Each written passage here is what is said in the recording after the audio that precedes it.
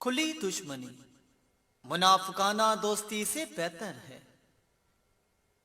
حالات سکھا دیتے ہیں باتیں سننا اور سہنا، ورنہ ہر شخص اپنے آپ میں بادشاہ ہوتا ہے۔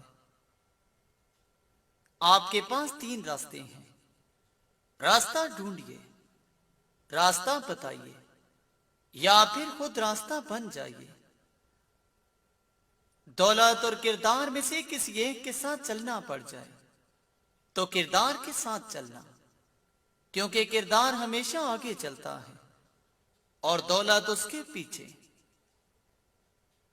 اپنی اس خامی کو ڈھونڈو جو تمہیں کامیاب نہیں ہونے دیتی۔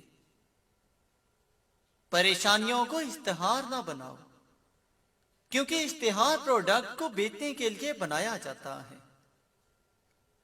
حضرت بی بی فاطمہ رضی اللہ تعالی عنہا نے فرمایا، اپنی بیٹیوں کو بچپن سے ہی پردہ کرنا سکھاؤ تاکہ بڑا ہونے پر ان کو بے پردہ چہروں سے نفرت ہو جائے۔